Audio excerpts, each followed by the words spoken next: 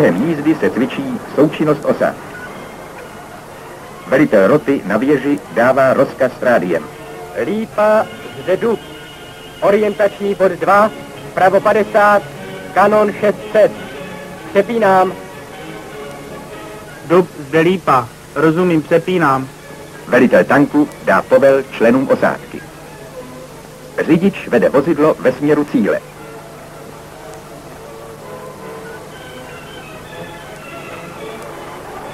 Střelec otáčí věží podle rozkazu a zaměřuje na cíl. Velitel vozu velí stát. Po povelu pálit řidič vyráží rychle vpřed, pokračuje v jízdě k další překážce a střelec otáčí věž dozadu.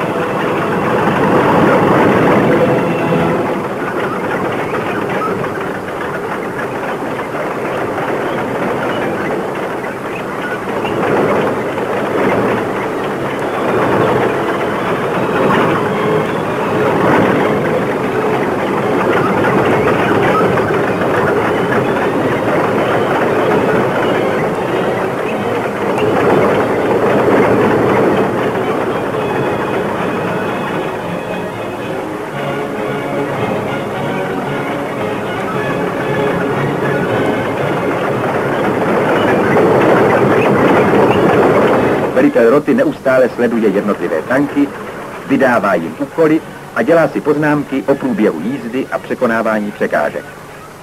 Hodnotí činnost posádky při plnění úkolů. Posádky, kromě plnění úkolů daných velitelem roty, samostatně se cvičí v pozorování, ve vyhledávání cílů, odhadu vzdáleností a vedení palby.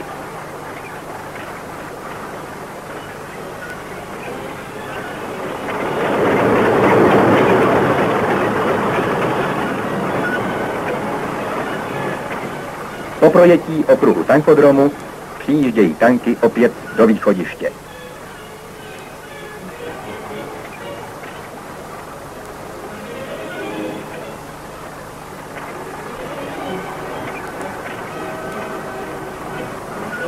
Řídící výjezdu dává povel sesednout.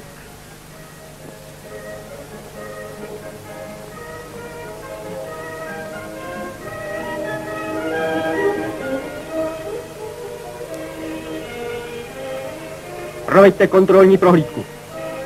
Ke kontrolní prohlídce rozchod.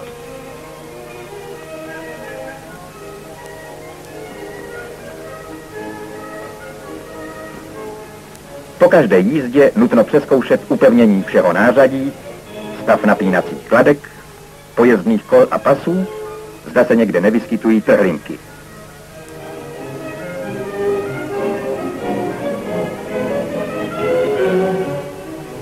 Posádko, k vozidlu. Posádko, pravo, leď. Soudruh nadporučíku, osádka tanku číslo 62 absolvovala okruh tankodromu.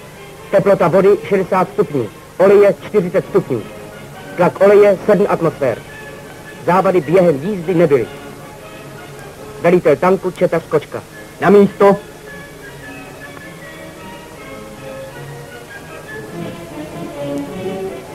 Po skončení cvičení provede velitel roty hodnocení celého zaměstnání. Zhodnotí, jak řidiči překonávali jednotlivé překážky a jak pracovali osádky. Upozorní osádky na nedostatky a jejich příčiny. Uvede, jakým způsobem se odstraní, aby během dalších cvičení mohli řidiči tanku zlepšit techniku překonání překážek. Četař Praus správně si osvojil překonání překážky násep. Dobře vystihl okamžik přenesení váhy těžiště přes překážku, včas ubral plyn a vozidlo lehce dopadlo za překážkou, odjezd byl rychlý, využil setrvačnosti vozidla k zařazení vyššího převodového stupně. Četař Pleštil správným způsobem překonával stěnu 1,5 metru vysokou. Jeho příjezd k překážce byl dosud pomalý.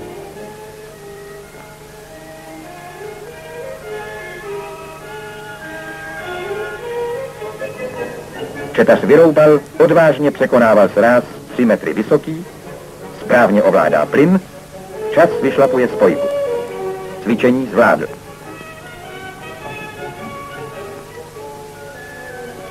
Osádka četaře Bartka na překážce násep dopustila se té chyby, že řidič příliš brzo ubral plyn a vozidlo zůstalo stát na překážce.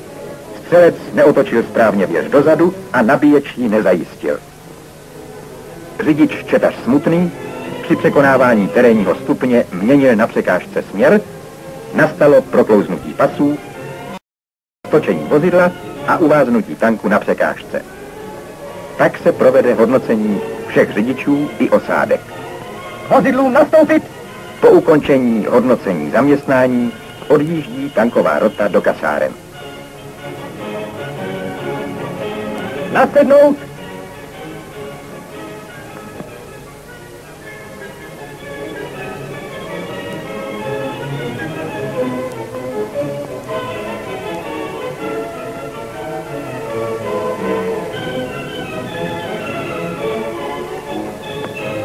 Velitel roty řídí odjezd své roty. Vpřed.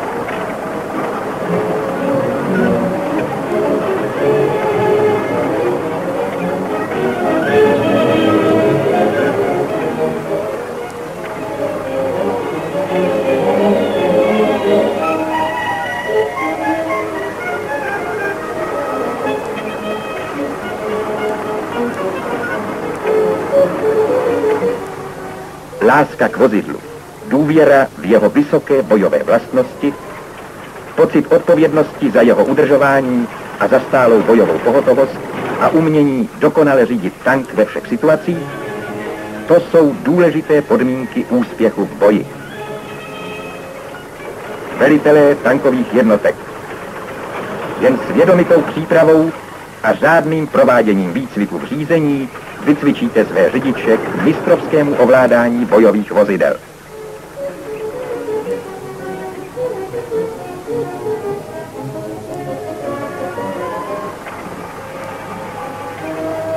Českoslovenští tankisté, buďte hodní slavných tradic revolučních husitských bojovníků.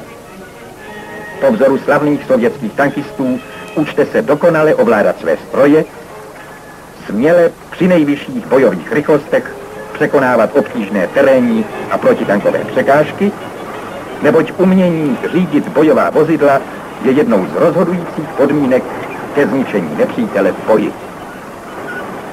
Věrně stůjte připraveni na obranu své socialistické vlasti.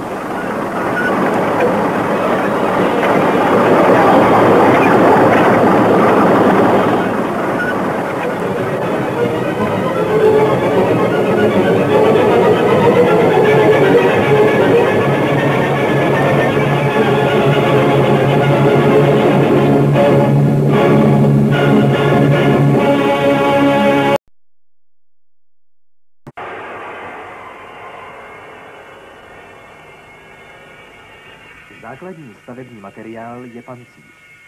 Jeho zpracování je velmi náročné. Vytvořit správný tvar pancíře při zachování potřebné pevnosti a pružnosti mohou jen speciální listy vybavené kalícím zařízením. Celou konstrukci zásadně ovlivnil hydroreaktivní pohon. Aby se zvýšil výkon motoru při zachování původní spotřeby a váhy, Bylo použito přeplňování turbodmychadlem československé výroby.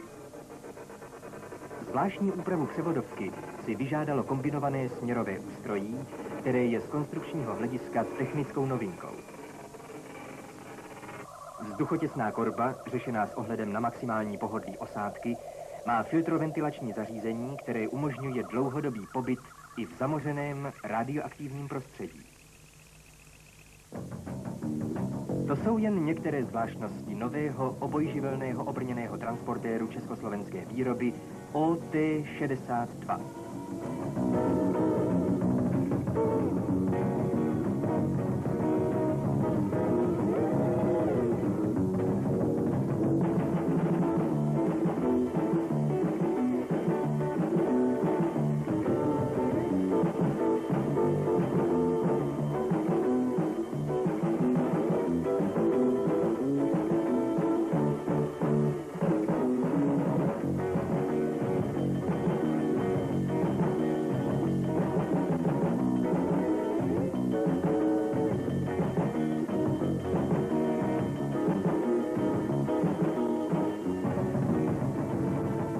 Postavit terénní vozidlo, které by vyhovovalo všem bojovým podmínkám, to nebyl snadný úkol. I když bylo využito zkušeností se sovětskými obojživelnými transportéry, museli řešit konstruktéři velmi složité a někdy i protichůdné požadavky. Třeba základní požadavek na ochranné vlastnosti pancíře. Ten byl v rozporu s nutností minimální váhy, aby měl transportér dostatečný výtlak. Požadavky na plovatelnost si vyžádali speciální tvar korby. Převodovku, motor a směrové ústrojí bylo nutné rozmístit s ohledem na použití hydroreaktivního pohonu. Uvážíme-li nutnost maximální pohyblivosti na souši i na vodě, odolnosti proti účinkům zbraní hromadného ničení a velké palebné síly, objeví se nám konstrukční řešení transportéru v celé složitosti. Ale podařilo se to.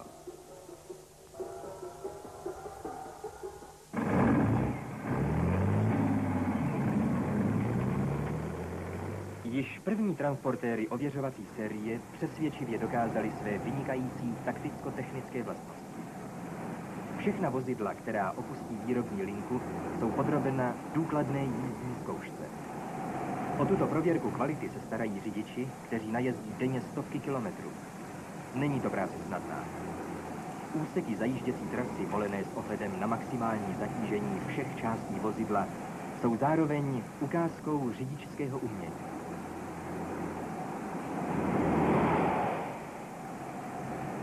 Vzhledem k vysoké rychlosti a pohyblivosti transportéru vyžaduje jeho řízení na rozdíl od jiných pásových vozidel větší zkušenosti, citlivost a soustředění. Převodovka tvoří s kombinovaným směrovým ústrojím jeden celek. Má 5 stupňů pro jízdu vpřed a 1 pro jízdu vzad. Řazení je usnadněno synchronizací a všechny stupně lze při jízdě v obtížném terénu redukovat. Každá převodovka se před montáží zkouší na zvláštním zabíhacím zařízení. Jedním z nejobtížnějších úkolů, který museli konstruktéři vyřešit, byl požadavek co největší pohyblivosti ve všech druzích terénů. Pásová vozidla spotřebují k zatáčení značné množství výkonu motoru, který se ztrácí ve směrových brzdách. Tento nedostatek se podařilo u transportéru odstranit. Kombinované směrové ústrojí s možností dvojí cesty výkonu od motoru umožňuje v plné míře využití ztrát při zatáčení, takzvanou rekuperací výkonu. Poloměr zatáčení je prakticky neomezený. Při neutrálu se může transportér otáčet na místě. Ovládání směrového ústrojí je jednoduché a umožňuje plynulý pohyb i v obtížném štěrkovém terénu.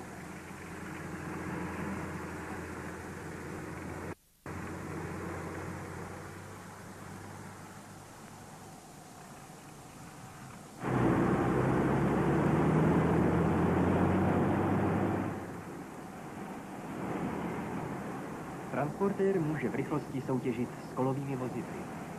Jeho průměrná rychlost v terénu se pohybuje kolem 40 km za hodinu a při zkouškách na dobré vozovce dosahuje až 70 km rychlosti. Umožňuje to vhodné zpřevodování hnacího ústrojí a především velký výkon motoru. Každý motor se před montáží zabíhá na motorové brzdě. Tady se měří i jeho výkon, který se podařilo zvýšit přeplňováním o 25% při zachování původní váhy a spotřeby. Turbodmychadlo vhánějící pod tlakem vzduch do válců je poháněno výfukovými plyny. Velký specifický výkon motoru, více jak 20 koní na tunu, umožňuje také výbornou stoupavost. Vždyť vyjet 40-stupňové stoupání, to byl i pro pásová vozidla nedosažitelný výkon. Důležitou úlohu hraje konstrukce podvozku, správná šířka pásů a zejména technika jízdy. Stoupavost má velké uplatnění při zdolávání vysokohorských terénů.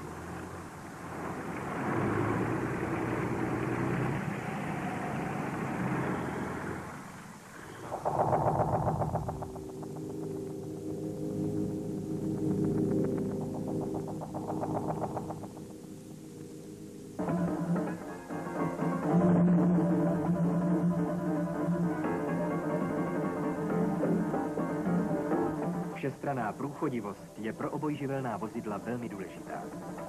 Povodí řek bývá zpravidla zarostlé bujnou vegetací a transportér si musí dokázat proklestit cestu i takovými překážkami.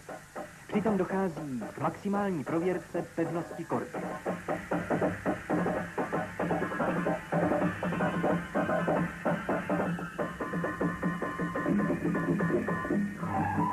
Výroba pancéřové korby transportéru je velmi náročná.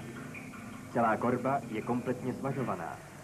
Tvoří samonosnou konstrukci pro uchycení všech skupin a dílů vozidla. Technologický postup výroby nesmí trvat déle než 24 hodin. Během této doby je nutné provést všechny sváry, které dohromady měří 450 metrů. Potom se musí ještě hotová korba žíhat v elektrické peci, aby se odstranilo vnitřní pnutí materiálu.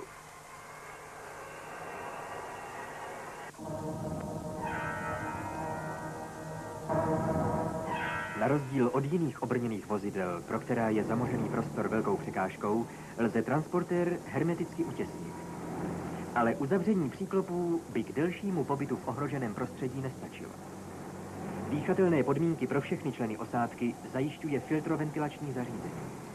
Individuální ochranné prostředky proti bojovým látkám se nemusí v transportéru vůbec používat.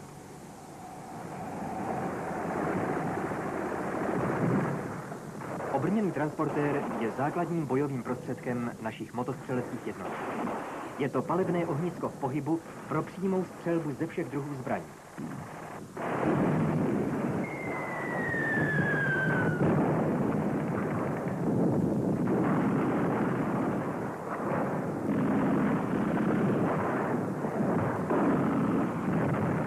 Vysoká pohyblivost a malá váha umožňuje rychlé zdolání překážek.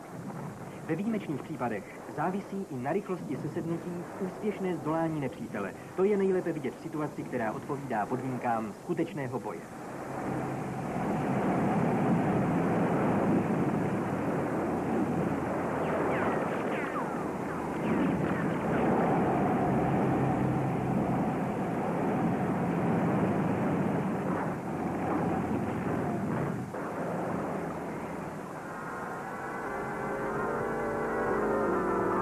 Voda není pro transportér překážkou. Má totiž hydroreaktivní pohon. Jsou to v podstatě dvě čerpadla, která sají vstupními otvory na dně korby potřebné množství vody a výstupními tryskami na zádi ji pod tlakem vypouštějí. Vzniká tak reakce, která pohání vozidlo vpřed. Klapky, které uzavírají nebo otvírají jednotlivé trysky, umožňují dobré manévrovací schopnosti vozidla.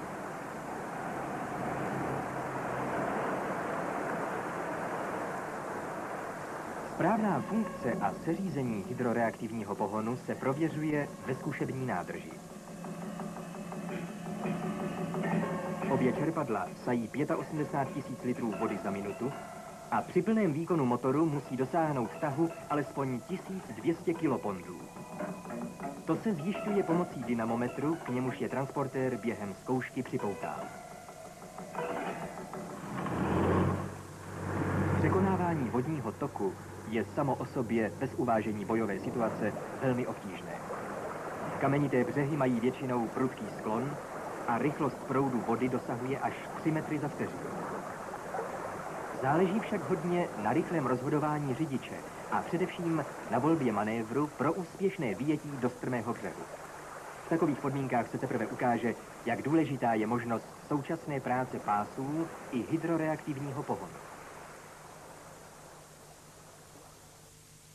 Tenhle strmý břeh je vysoký skoro 3 metry, počítáno od hladiny přesně 2 metry 90 cm.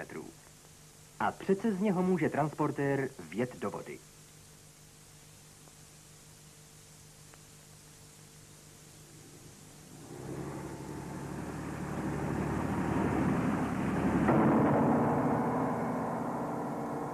V okamžiku dopadu došlo k nárazu na dno korby o tlaku 10 kg na čtvereční centimetr. S podobnou situací se musí v boji také počítat. Transportér váží s úplnou výzbrojí 13 tun, je schopný plavby s 19člennou osádkou nebo s maximálním zatížením 3,5 tuny. Z toho je vidět, že se muselo při konstrukci šetřit opravdu každým kilogramem.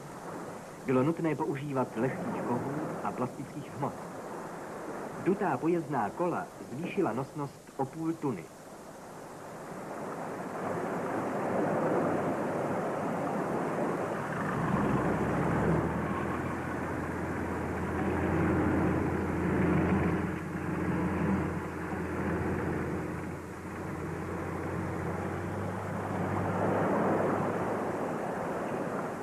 V takových podmínkách by se jiná obojživelná vozidla jen těžko uplatnila. Stejně i pohon lodním šroubem nebo kolejovými pásy se k hydroreaktivnímu pohonu nedá přirovnat, protože zranitelnost čerpadel a trysek je minimální.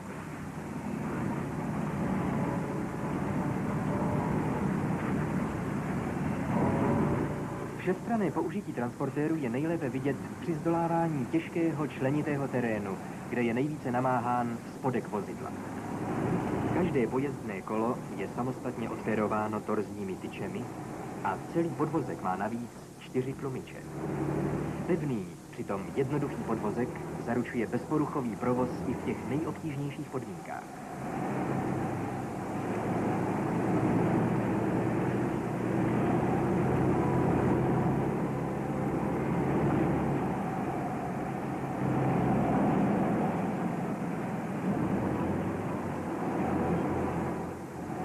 Dala by se vyjmenovat ještě celá řada předností našeho nového obrněného transportéru, jež ho stavějí do popředí světového vývoje vojenské techniky. Každé vozidlo se vrací ze zkušební dráhy zpět do továrny, kde se hodnotí opotřebení a vliv maximálního zatížení na jednotlivé díly. Všechny výsledky zatěžkávacích sují správnost moderního pojetí celé konstrukce. Příslušníci naší armády dostávají novou, spolehlivou zbraň. Je ale také zapotřebí, aby si uvědomili, jak složitá a nákladná je výroba takové zbraně. Aby každý voják věnoval výcviku v řízení a údržbě transportéru stejně velké úsilí, jako věnovali dělníci a technici jeho výrobě.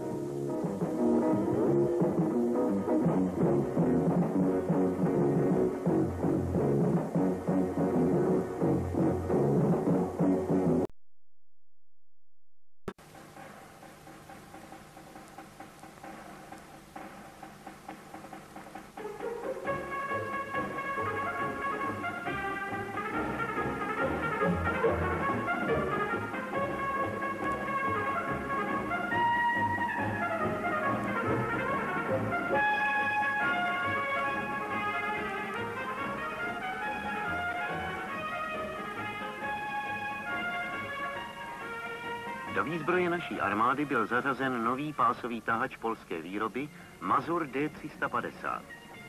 Je určen k dopravě těžkých nákladů a bojové techniky v nejrůznějších terénních podmínkách. Tahač se používá převážně k vleku kanónových houfnic 152 mm, k přepravě munice, obsluhy a pomocného materiálu. Při dopravě kanónových houfnic je nutné dodržovat stanovený postup. Když dosáhne dělostřelecká baterie palebného postavení, určí velitel čety nejdříve směr rozvinutí. První vysedne velitel děla a navede tahač s houfnicí do určeného postavení.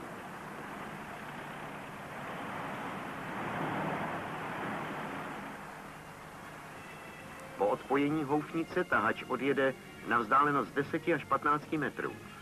Teprve pak je možné vyložit munici a ostatní materiál.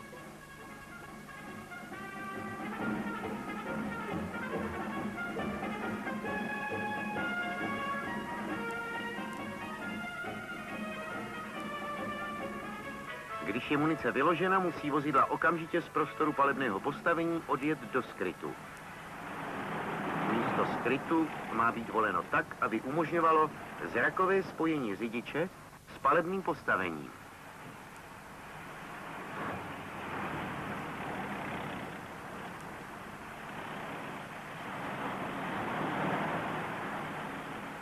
Podívejme se blíže na takticko-technické vlastnosti pásového tahače Mazur D350. Při porovnání s jinými dopravními prostředky přednosti tahače na první pohled nijak nevynikají.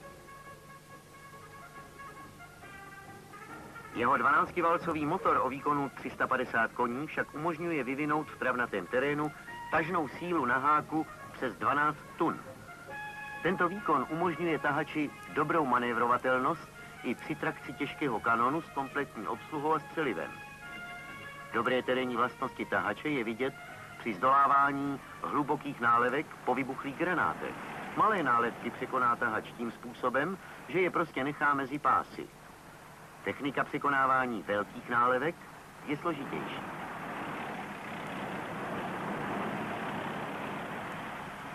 Do překážek tohoto druhu se vjíždí kolmo a pomalu při zařazeném nízkém převodovém stupni. Ve chvíli, kdy se přední část pásů dotkne dna jámy, je nutno přidat plyn a pomalou jízdou zdolat příkré stoupání. Také stoupavost tahače je pozoruhodná. Zatímco naložený třínápravový automobil strmé stoupání na travnatém terénu vůbec nepřekoná, pásový tahač vyjede i s těžkým vlekem až 20stupňové stoupání.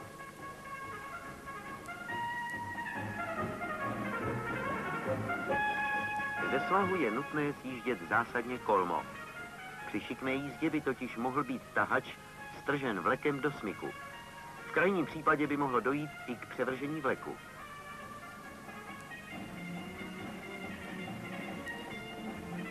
Maximální boční náklon tahače je závislý na druhu a únosnosti terénu. Například pevný travnatý svah dovoluje jízdu s bočním náklonem do 35 stupňů. Taková jízda však musí být plynulá a pomalá. Směr lze měnit jen zvolna, stejně jako otáčky motoru. Menší terénní vlny se nejsnáze překonávají kolmým nájezdem. U větších terénních vln je nutné včas zařadit nejnižší převodový stupeň a sešlápnout pedál akcelerace. Aby mohl řidič úspěšně přejet hluboký zákop, musí umět odhadnout nejen jeho rozměry, ale i pevnost terénu. Řidič má také znát krajní možnosti svého vozidla. Délka styku pásů s terénem je zhruba 3 metry. Tahač může překonávat jen zákopy poloviční šíře, než je tato délka styku. To znamená do 150 cm.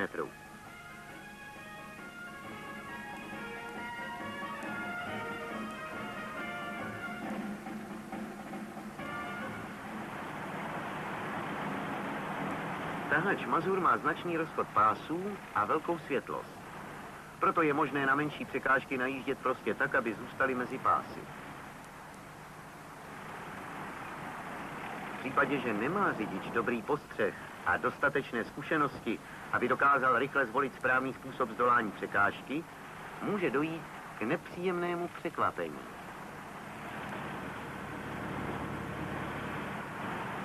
Stačí na to docela obyčejný pařez, který je však o něco vyšší, než je světlost vozidla.